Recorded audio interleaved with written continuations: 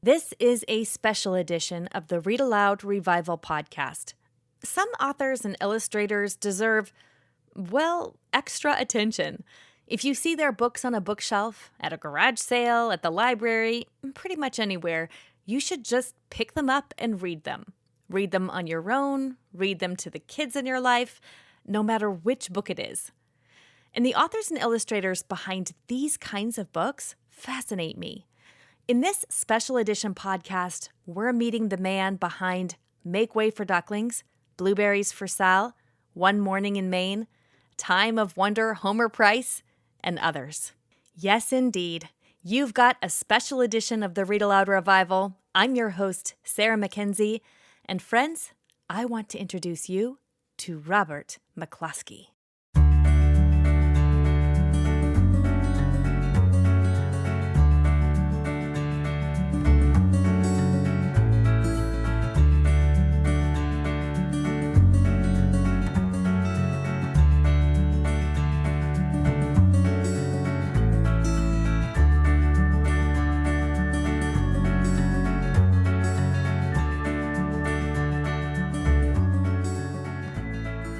Mr. and Mrs. Mallard were looking for a place to live.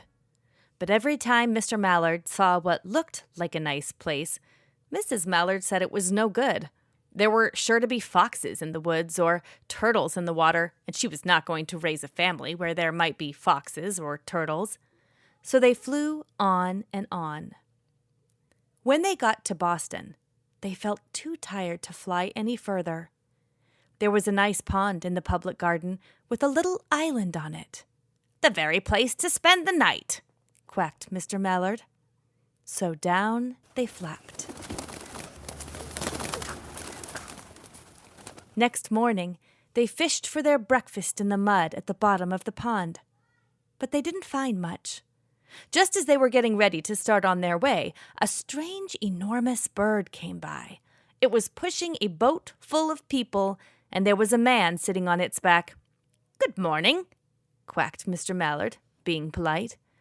The big bird was too proud to answer. But the people on the boat threw peanuts in the water, so the Mallards followed them all round the pond and got another breakfast, better than the first.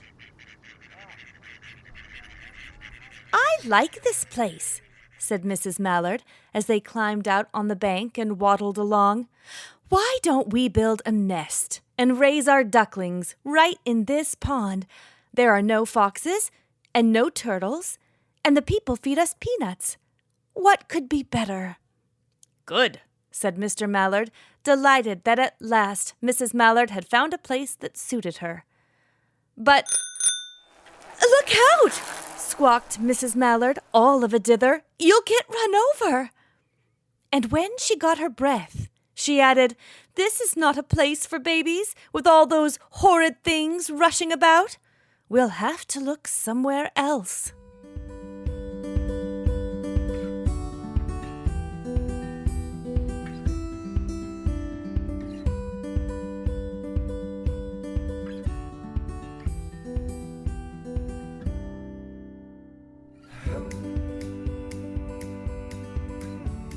So begins one of the most celebrated picture books of all time. Chances are you've heard this story before. Chances are you've seen its illustrations. Make Way for Ducklings is arguably one of the most well-known picture books ever created. And the ducks that grace its pages, Mr. Mallard, Mrs. Mallard, Jack, Cack, Lack, Mack, Knack, Whack, Pack, and Quack, would not only delight children over several generations, they would also go on to become permanent sculptures fixed in the Boston Public Garden and even make way for international diplomacy as part of the START Treaty between the U.S. and the USSR in 1991. A picture book is a powerful piece of art. You'll be certain enough of that by the end of this episode. Now, let's take a closer look at the man behind the ducks. Oh, there he is. Do you see him? Rather unassuming, right? Quiet, hauling groceries from his boat in Penobscot Bay off the shore of Maine. He lives on a private island there, so he's got to haul everything in and out by foot. Enough groceries and supplies for his family of 4, his wife Peggy, and their daughters, Sal and Jane.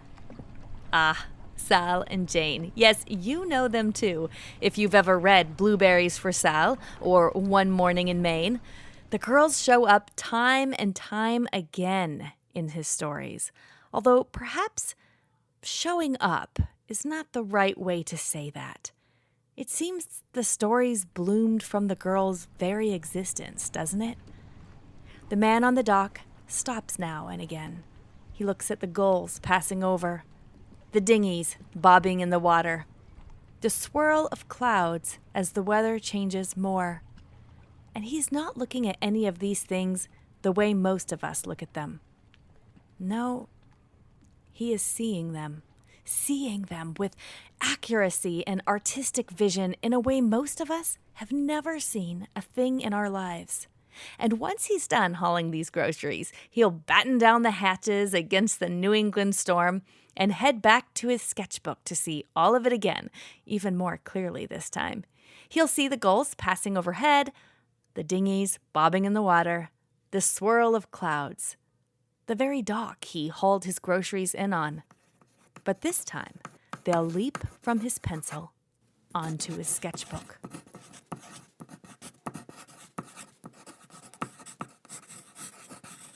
And this time, we will get to see what he sees, because he'll put those drawings into books, and not a single one of them will go out of print, even decades later.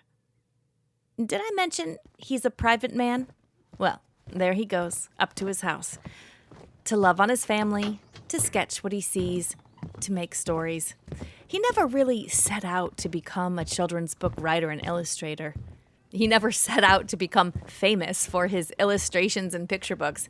No, he didn't set out that way at all. Let's take a moment to go way back to when he was born, September 1914.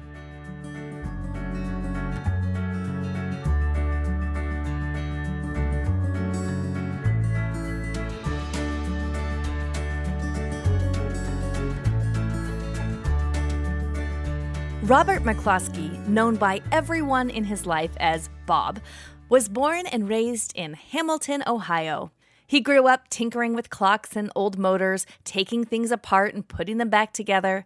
He played multiple musical instruments, including the piano, the drums, the oboe, and, of course, the harmonica.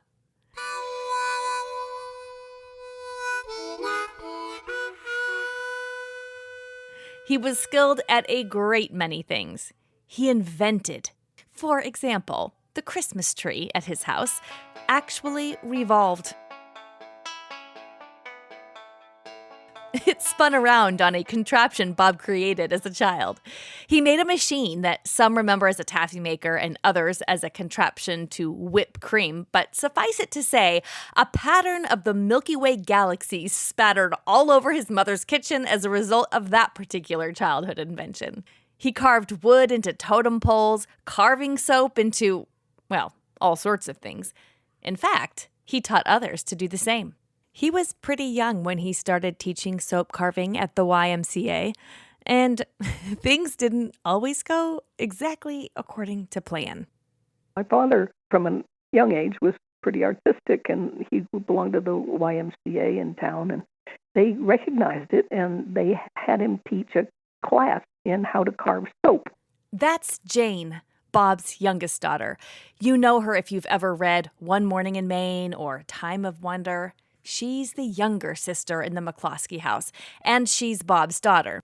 He'd have these little kids, and Bob was maybe 14, 15, 16, and these little kids were 7, 8, 9. There was one little boy who was wiggling, and finally he raised his hand and he said, "Can I go to the bathroom?" And, well, they were on the 4th floor of the YMCA, and Bob said, "Sure." So the kid got out to the edge of the hall, but he had to go down a flight to get to the bathroom, and he decided he couldn't do it.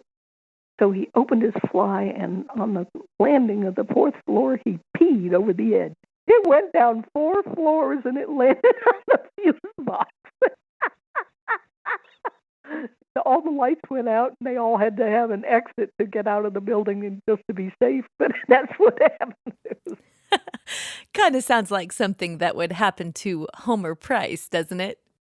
Bob wanted to be an artist. He went to Vesper George Art School in Boston, walking, it turns out, through Boston Public Garden on his way home from school every day. And he was a very accomplished artist, indeed. Listen to what Regina Hayes, the former editor-at-large at Viking, Bob's publisher, had to say about his early days. Bob in his youth was a big deal, I must say. He was a protege of Paul Manship. Did you know that?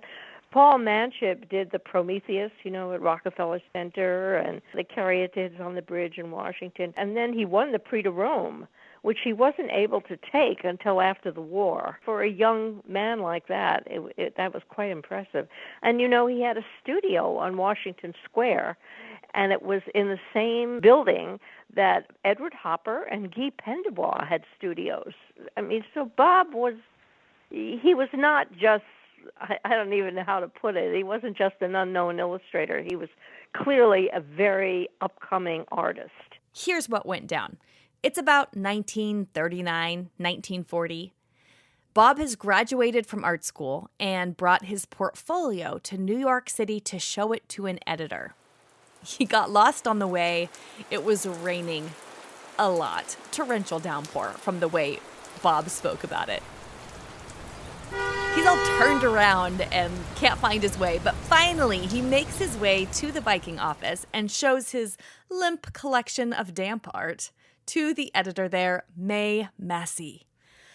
Oh, May Massey. She deserves an episode of her own. For now, we'll have to suffice it to say that she was easily one of the world's most influential and talented children's book editors. She brought us Madeline, the story about Ping, the story of Ferdinand, others too. Well, on this particular day, she told Bob to go home and draw what he saw, to stop trying to be a highbrow artist with inky black etchings of Pegasus and dark, mysterious undertones, and just draw what he saw, draw how he saw. So he did. Here's what his daughter Jane had to say. He found writing hard. He had a few deep felt inspirations, and he made books out of them. But, some people wrote hundreds of books. My father wrote something like 8. It took him, 30 years to write 8 books. But I think he felt he had to conserve his artistic inspiration, and he thought that it was dissipated by talking about it. Bob drew from his own personal experience thereafter, and you can see it. From the boy Lentil practicing his harmonica in the bathtub, where the tone is improved 100%, to the invention of a donut machine in Homer Price. From those friendly, happy streets in Ohio, he committed to drawing as accurately as he saw. He was living in New York now, rooming with another illustrator you may know, Mark Simont. He's most well known as the original illustrator of the Nate the Great books, and he's also winner of the Caldecott Medal for A Tree is Nice. On a trip to Boston, Bob found himself sitting once more in Boston Public Garden, where he used to walk through every day. And it was all there, like it was waiting for him. The policemen, the kids on bikes, the swan boats, the ducks. The story didn't come to him right away, and neither did the duck drawings. He famously went to Washington Market in New York and brought home 4 new quacking roommates who raised, Mark said later, quite a racket. Bob even gave them a little something special to drink to slow them down so he could get a good look at them long enough to draw them. They'd fling feathers and splash water around the tub and make a general ruckus in their apartment. But the book that came out of him next was worth it. It was Make Way for Ducklings, and the world loved it. He won a Caldecott Medal, even though he didn't know what that was at the time he won it. Bob was married now to a children's librarian, and it's about 1941. You might be able to imagine what happens next. 1941? Yeah. Robert McCloskey went to war. He kept drawing and telling stories even while serving in the military. And when he came home, he kept making books. The world loved his ducks. They loved him. He was really overwhelmed by people's attention, and the fact that they sort of had this affection for him, and that he was called upon to respond, it was almost too much for him. That was Regina Hayes again. Remember, she's the former editor-at-large at Viking. She told me this story from his later years when the American Library Association wanted to honor Bob at a big event in Atlanta. So we were there at the Newbury Caldecott dinner in this huge ballroom, filled with people. And Bob had come down for the convention. And they started to read 50 years ago today, A Family of Ducklings. And the whole room, they didn't wait for them to go any further. The whole room stood up, applauding. I tell you, we all got so teary-eyed. It was really just an amazingly touching occasion. And so they gave Bob a citation. And so the next morning, he was going to sign at the convention. We were there in the booth with everything set up. And they opened the doors, and all of a sudden we heard what sounded like a stampede of buffalo. We heard all these people running down the aisle to get to him before, anybody else. He just signed and signed and signed until finally the time was up, and he was just too tired. He had to go home, even though there were lots more people who would have liked to see him. It was so hard for him, so hard, because you'd have to remember what an isolated life he led, really quiet, isolated. But he really did rise to the occasion, because I can't remember, it was that same year. I wish I could look up the actual dates, but he was invited to speak at the American Booksellers breakfast. And we were supposed to meet him the night before, because there was always a dinner before. And so our marketing director and I were sitting in the lobby waiting. We were supposed to meet him, I think, at 5:30 or 6, 7, 8. 8:30 came, and Bob hadn't turned up. And finally he came wandering in, and this kindly lady had recognized him. He had gone to the wrong hotel, but she took him in hand and brought him to the right hotel, and they had lost his luggage on the plane. He was wearing this really ratty old sweater, and he had, as I said, no luggage. So we went to the gift shop at the hotel, which, of course, was outrageously overpriced, and bought him a shirt and socks and underwear, things like that. He said they were the best socks he ever had, as they jolly well should have been. So he appeared the next morning for the breakfast, and he's in all his beautiful new shirt and so forth, but he's put the ratty sweater all over the whole thing. He said, I just couldn't stand up in front of all those people with just a thin shirt between me and them. But he absolutely charmed the audience, of course.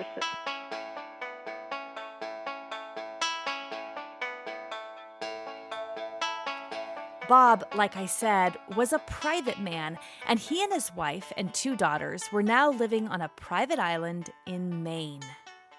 Scott's Island. Oh, what a magnificent place. It's not a very large island. You can walk around it quite easily, and the house is perched quite high. It overlooked the Eggemogan Reach, which is this absolutely magnificent stretch of water. And often you see they have clipper ships that come from the Maine Maritime Academy. They train, the young students on, and they would come by, and you would just think, oh, my Lord, I'm transported to another century, because there was nothing that brought you back to the contemporary world. And you see these fabulous ships going by this beautiful stretch of water. So it was quite a magical place. He actually picked us up at the dock at Deer Isle, and we went by boat out to the island. And he told us, and I think it was the first winter that they spent there, it was one of the coldest winters on record, and the bay froze. And he walked all the way from the island back to Deer Isle on the bay because it was completely frozen to get supplies. Isn't that amazing? You can probably almost see the island, right? You probably have if you've seen Bob's book, time of wonder.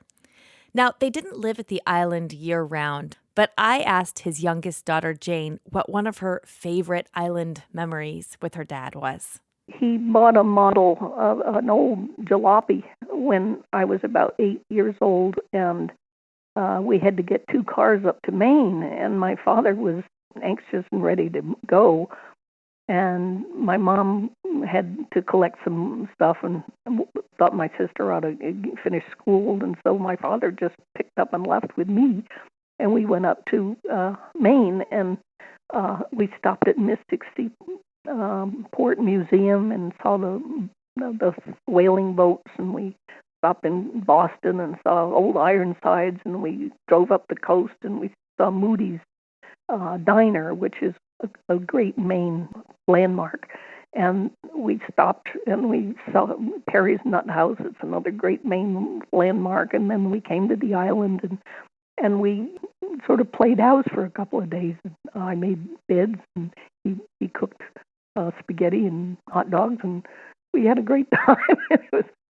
And then my sister and mother came up, and just about the time I was missing them, and we came back to being a family. It was fun.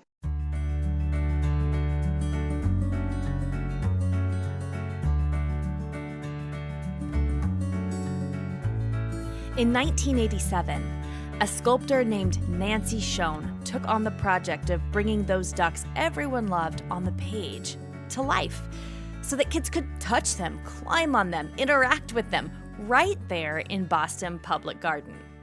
Now, at the time of this recording, Nancy Schoen is 93 years old, and she is a dynamo. She's made sculptures for hospitals, public parks, the famous tortoise and the hare at Copley Square, the finish line for the Boston Marathon. She's so accomplished, and all of her art is really breathtaking. What she's most famous for are Bob's ducks. I got on the phone with her to hear all about this project. My husband, he had the Ford chair at MIT in urban studies and planning.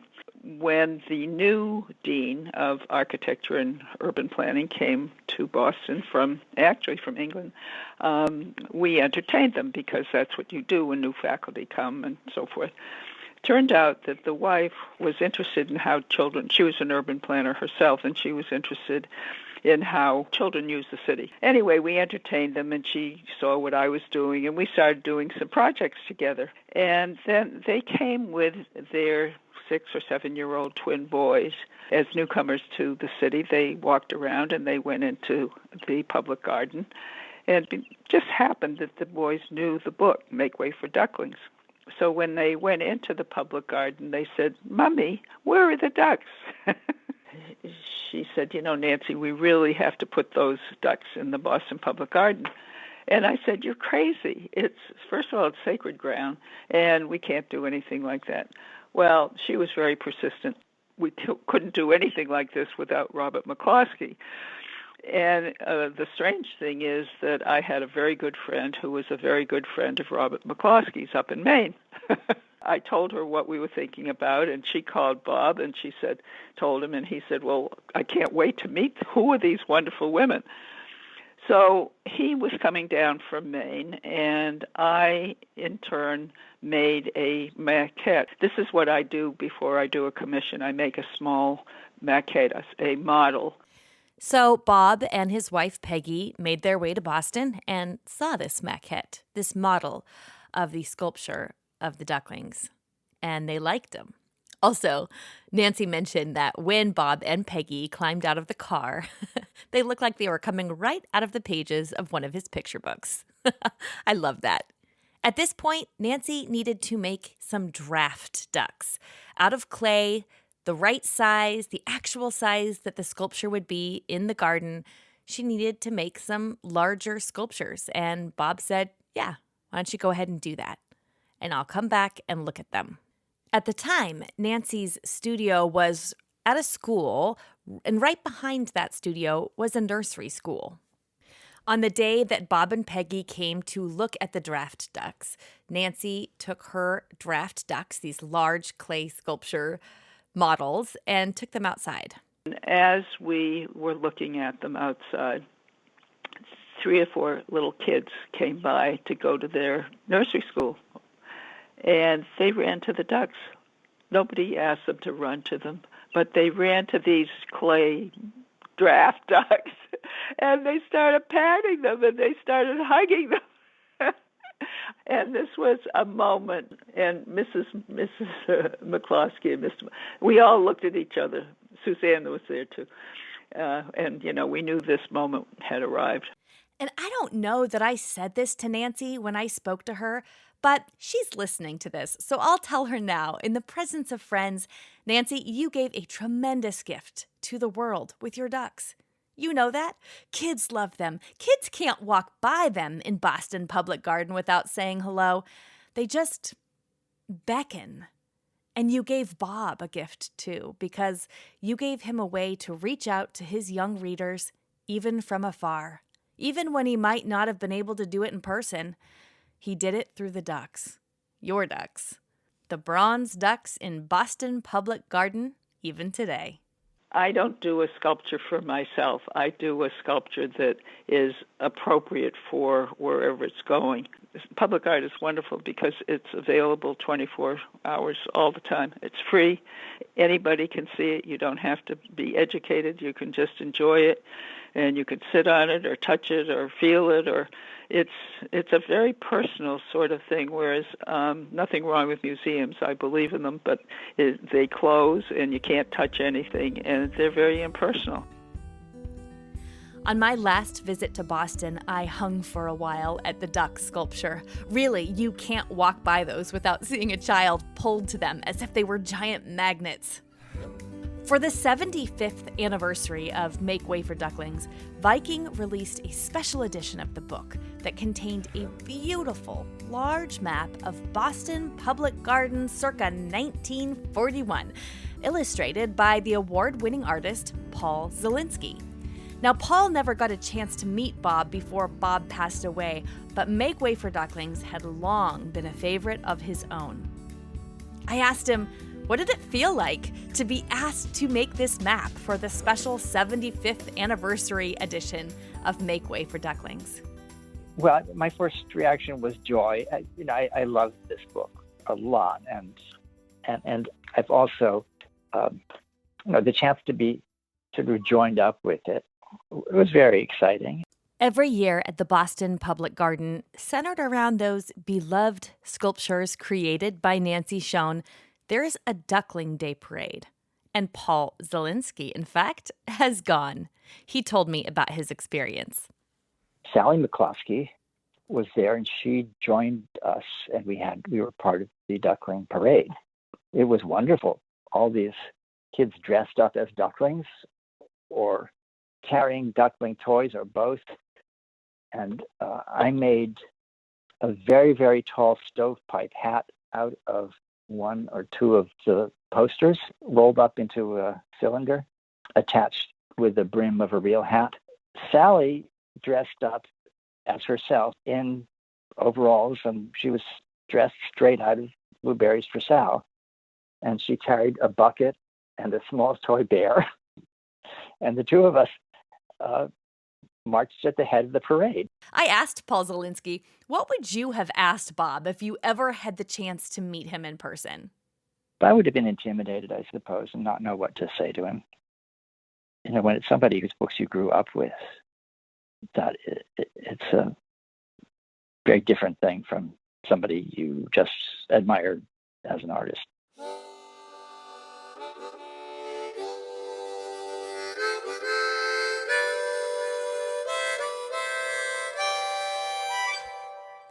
What was he like? Robert McCloskey, this mysterious, quiet, private man who worked wonders with his art, who moved everyone who saw it, who captured the world with a rather unassuming family of ducks.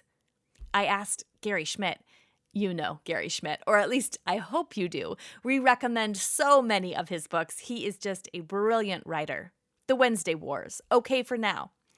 So way back in 1990, Gary Schmidt wrote a biography about Robert McCloskey, which, of course, I read cover to cover as soon as I got my hands on it. While he was writing this biography, Gary went out to Scott's Island, where Bob lived, and interviewed him. My daughter, my third child, my daughter Rebecca, had just been born. She was 2 weeks old. So we drove out in a van, and then we got there, and I was supposed to meet him at a certain time at the post office, and I think it was Bucksport. And he didn't show. And I went into the post office and I said, because there's no phone at that time over there.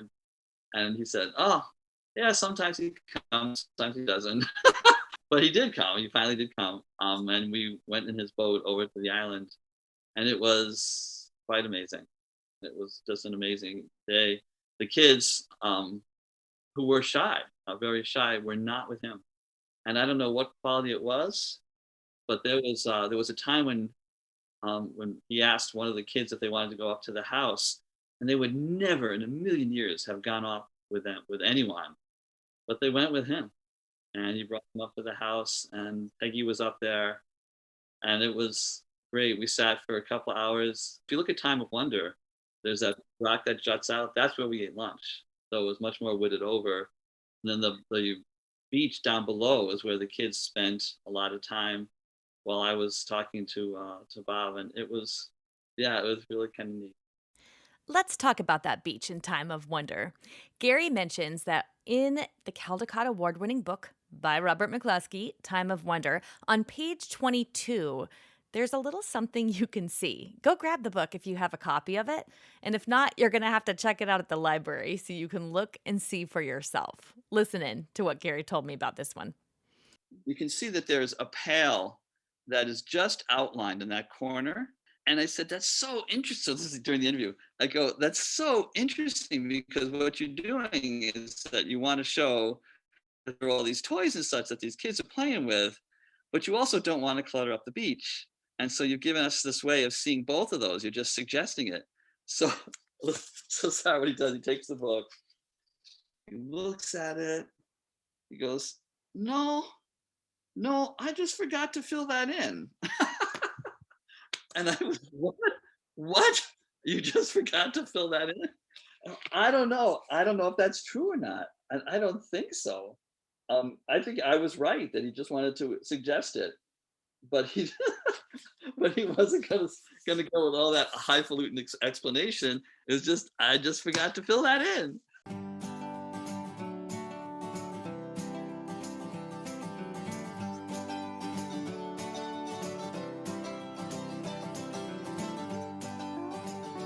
He was shy and introverted and a private person. When he was younger, he was funny, and Homer Price and all his books, even later Bert Dow, you can feel that humor underneath it. He was tense. He was often tense. He was also a loving and gentle and kind person, but it was balanced with that tension. So it was an interesting mix. And he was talented. He was truly, I think he's a draftsman. I don't think anybody in his generation was a more competent draftsman than he was. Gentle, self-effacing, talented, incredibly visual, seeing things that no one else would see. He always knew the right note to strike, and he always charmed everybody with his humility and his delightful sense of humor, which was very quiet, but just such fun. Just wish I'd known him longer. I wish he had been closer by. I just loved every interaction I had with him. Robert McCloskey had tremendous ability to draw. That guy drew like I don't know anybody else, really. He was quite extraordinary. He wouldn't have wanted us to make a shrine of him. He wanted the work to speak for itself and let him hide behind the work. I think that's what he would like. Each of the books is tremendously affirming at the end, and affirming of a family that come together. For a kid, this time, when you are 4, 5, 6, 7, that time is eternal. Like, you can't even imagine. You can't imagine not being like that. And I think he really, really captures that. So at the end of Make Way for Ducklings, like, the whole thing is told in past tense until the very last page, or next to last page, when he shifts there's a present tense because it's the eternal notion of every day they get up and they do this, and this is happening right now. Nothing will change. For Bob, childhood was meant to be an exuberant joy and a time of wonder. He made books about the safety and security of family, the home as a kind of stalwart refuge in a big, wide, wonderful world. Robert McCloskey made 8 books that he authored and illustrated, and about 11 more that he illustrated written by someone else. I guess I wish at times that we could appreciate in children's books again a kind of gentleness that I see in him, where even the stories which could be dangerous aren't. I love that you could have a story which is in the end extremely gentle. He said in one of his Caldecott acceptance speeches that he couldn't force any books. He had to wait for them to bubble up on their own. His final book, Bert Dow, Deep Water Man, was published in 1963, a full 40 years before Bob passed away. I don't know why he stopped making books. He kept that to himself. He was, you'll remember, a private man. But he kept painting for years and years for himself. His family found canvases tucked in odd corners and every which place after his passing. He made puppets, too. Complicated, impressive puppets. He kept creating, kept seeing, kept making. As Gary Schmidt says at the end of his biography about Robert McCloskey, in Bob's books, quote, "The reader is drawn from sadness to joy, from despair to hope, from denial to affirmation." For in McCloskey's work, the ducklings are forever following the swan boats until they swim to their island nest. Sal and Jane are forever returning home to a bowl of clam chowder. Bert Dow is heading up the bay toward land, and the blue water sparkles all around, and the blue water sparkles all around. I like to think that he's still out there and he's flying away like a seagull and he's going on to the next thing. It seems to me that the best way to end a podcast like this one, celebrating the life and work of such an amazing man, is to read the final words of his second Caldecott Award-winning book, Time of Wonder. Take a farewell look at the waves and sky. Take a farewell sniff of the salty sea. A little bit sad about the place you are leaving. A little bit glad about the place you are going. It is a time of quiet wonder.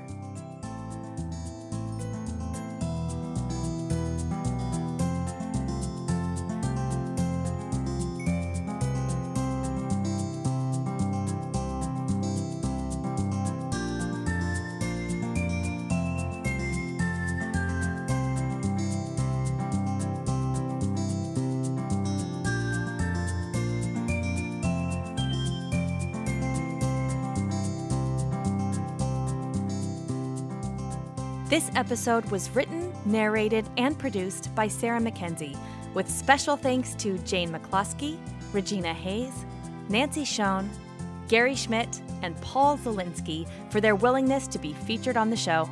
And of course, with gratitude and thanks for the late Robert McCloskey himself for the gift he left us in all of his books. Thank you, Robert McCloskey.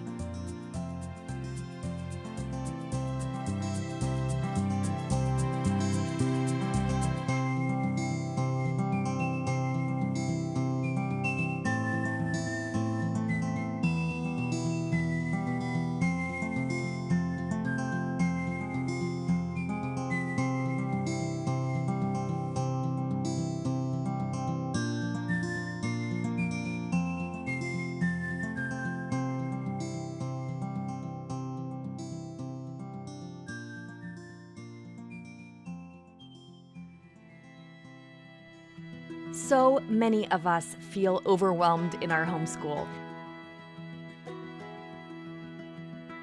There's a lot to do, and it feels like every child needs something a little different. The good news is you are the best person on the planet to help your kids learn and grow, and home is the best place to fall in love with books. I'm Sarah Mackenzie. I'm a homeschooling mother of 6, the author of Teaching from Rest and the Read-Aloud family, and I'm the host here on the Read-Aloud Revival podcast. This podcast has been downloaded over 8 million times. And you know, I think it's because so many of us want the same things. We want our kids to be readers, to love reading. We want our homes to be warm and happy havens of learning and connection. We know that raising our kids is the most important work of our lives. That's kind of overwhelming, right? You are not alone. In Read-Aloud Revival Premium, we offer family book clubs, a vibrant community, and Circle with Sarah coaching for you, the homeschooling mom, so you can teach from rest, homeschool with confidence, and raise kids who love to read. Our family book clubs are a game changer for your kids' relationship with books.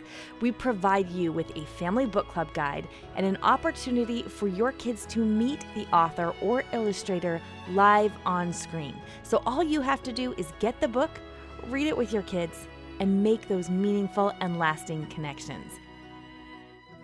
They work for all ages, from your youngest kids to your teens.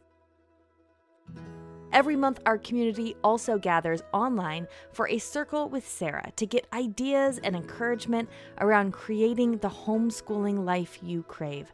They're the most effective way I know to teach from rest and build a homeschool life you love.